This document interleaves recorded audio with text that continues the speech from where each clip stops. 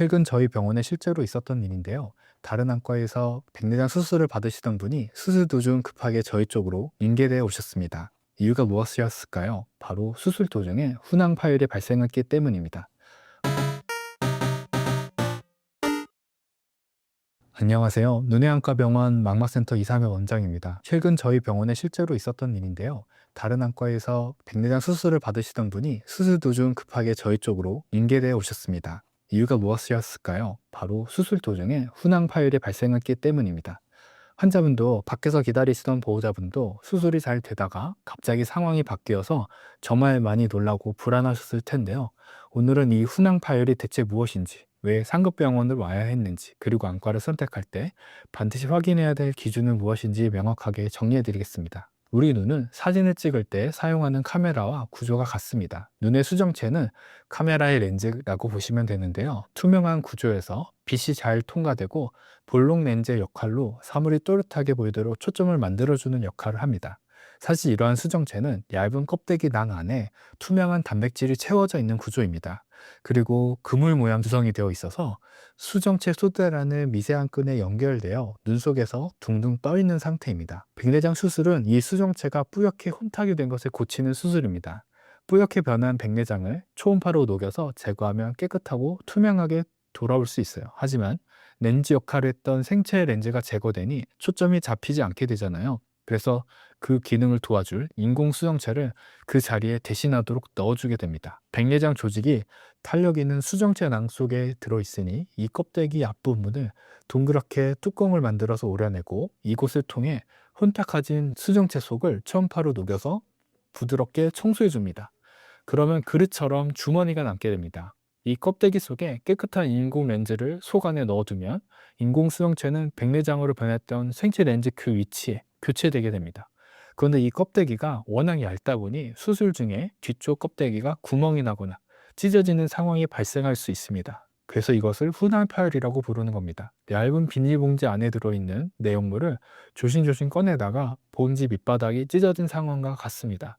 이때부터 수술의 난이도는 갑자기 급상승하게 됩니다. 그러면 이게 의사가 수술을 잘못한 거 아니냐라고 생각하실 수 있습니다. 하지만 그것은 무조건 의사의 실수로만 단정 짓기는 힘듭니다. 의사는 훈황이 찢어지지 않도록 초음파를 조심스럽게 사용하거나 수술 중에 눈에 최대한 스트레스가 발생하지 않도록 최선의 노력을 다하겠지만 눈 속 조직이 많이 약한 경우, 그리고 특수한 경우인 경우 어쩔 수 없이 훈황 파열이 발생하는 경우도 종종 있습니다. 백내장은 눈 속 가운데에 그물 침대처럼 매달려서 둥둥 떠 있는 구조물이에요. 그래서 눈 벽은 타이어처럼 고무로 된 구체라고 생각하시면 됩니다. 백내장 수술의 시작은 약 2mm 정도의 칼집을 각막 구석진 곳에다 내서 속으로 접근할 수 있도록 만드는 거로 시작인데, 타이어였으면 이때 펑크가 나면서 바람이 빠지겠죠. 우리는 백내장 수술 시 압력을 맞추면서 그 상황에서 수술을 합니다. 그래서 속 안에 내용물이 변화되면서 압력이 미세하게 우리가 줄타기를 하는 것처럼 유지된 상태에서 이 수술이 이루어지는 거예요. 하지만 문제는 백내장 상태가 환자분마다 천차만별로 다양하다는 점입니다. 백내장이 그물 침대처럼 매달려 있는데 헐거나 찢어져서 약해져 있는 경우도 있고, 수정체 낭에 이미 흉터가 있어서 수술 과정 중에서 그 자리가 찢어질 위험이 높은 환자분도 있어요. 그리고 백내장이 너무 수술이 늦어서 너무 단단하거나 딱딱한 경우에는 이걸 고치는 과정이 부드럽기보다는 초음파로 돌을 깨듯이 강하게 초음파를 써야 되는 경우, 격하게 수술이 일어나야 되는 경우도 있기 때문에 수술 난이도는 환자분마다 다르게 마련입니다. 뒤쪽에 경계병이 백내장이 떠 있는 그물망과 훈황이라는 얇은 껍질로 뒤편에 경계막이 이루어지게 되는데, 이 경계막이 튼튼하지 못하고 안정적이 못한 경우, 그래서 수술 중에 커졌다 작아졌다 변동이 심한 경우, 이런 경우가 훈황 파열이 잘 생기게 됩니다. 훈황 파열의 위험이 높은 경우는 다음과 같습니다. 첫째, 알러지가 있거나 습관적으로 눈 위에 손이 가시는 경우, 그런 경우엔 백내장과 그 주위 그물이 약할 위험이 높아집니다. 둘째, 과거 눈에 다친 외상이 있으셨거나 다른 안과 질환이 있으셨던 경우에도 이 구조물들이 약할 우려가 있어요. 그 다음 셋째, 고령이거나 백내장이 많이 진행되어 수정체가 돌처럼 너무 단단하게 굳어있는 경우에는 이 수정체 내용물을 없앨 때 과다한 에너지나 강한 치료가 필요할 수가 있어서 초음파를 더 많이 써야 됩니다. 그래서 수술 중에 초음파를 더 많이 사용한 것으로 인해서 수정체 낭이 이를 견디지 못해 찢어져서 훈황 파열이 발생할 위험이 높아지게 됩니다. 이런 고위험군에서는 병원 많은 의사가 조심해서 수술하더라도 훈황 파열 등의 변수가 발생할 우려가 높아지게 됩니다. 저의 경우도 외래 진료에서 백내장 상태를 보고 위험성이 높은 경우 수술 전에 미리 예상해서 사전 설명을 하고는 있지만 수정체 소대라는 것은 직접 볼 수 없게 가려져 있기 때문에 정확하게 판단하기는 힘듭니다. 그래서 수술하기 전에 미리 예상을 했어도 일부 환자분에서는 수정체낭 훈황 파열이 발생하기도 하는 겁니다. 그래서 직접 수술을 해봐야 백내장이 튼튼한 그물에 안정적으로 있는 상태인지, 이빨이 흔들리는 것처럼 약한 부분이 관찰되는지 수술 중에 알 수 있게 됩니다. 그리고 어느 정도 약한 부분이 있어도 조심스럽게 수술해서 훈황 파열이 발생하지 않도록 마무리하는 경우도 많기 때문에 미리 다 알기는 힘들다라고 할 수 있습니다. 훈황 파열이 발생하면 어떻게 될까요? 비닐봉지가 찢어지면 어떻게 되나요? 수정체 뒤에 있던 유리체라는 젤리 같은 물질이 앞쪽으로 밀어서 쏟아지게 납니다. 그리고 원래 계획했던 렌즈에 인공 렌즈를 안전하게 넣을 수 없게 되죠. 수술하는 입장에서는 이때가 제일 긴장되고 피가 마르는 느낌을 가질 수 있는 시간입니다.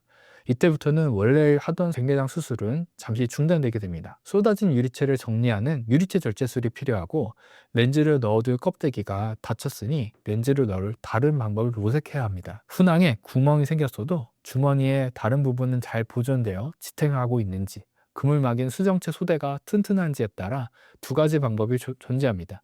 첫째, 훈황 파열이 있으나 그물망과 앞쪽의 전낭이 튼튼한 편이면 이 렌즈를 이 위에 끼워두는 고랑내 삽입술을 시행할 수 있습니다.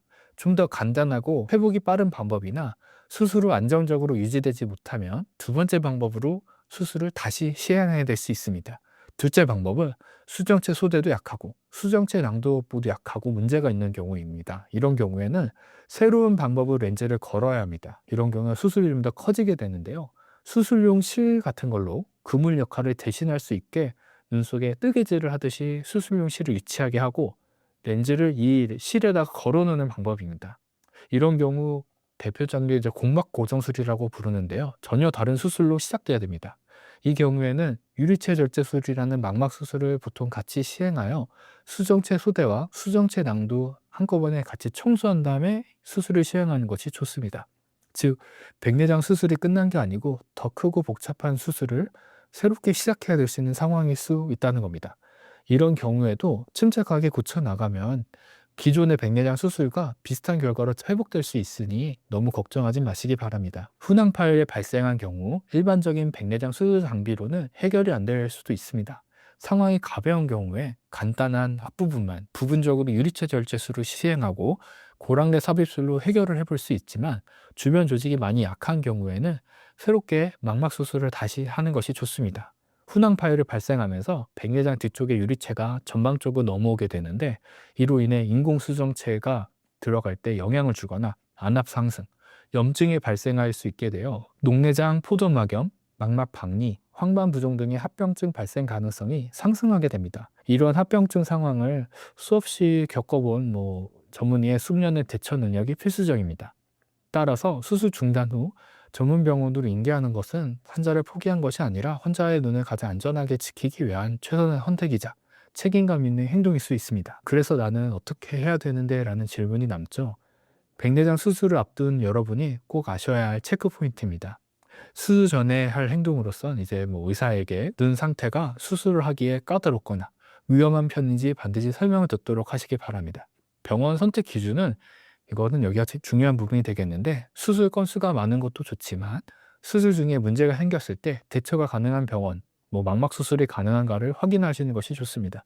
평소에 수술을 잘하는 것이지만 진짜 실력 같은 경우에 예상치 못한 문제가 생겼을 때 상황에서 임기응변 어떻게 수습할 수 있느냐, 그런 부분도 중요하다고 할 수 있습니다.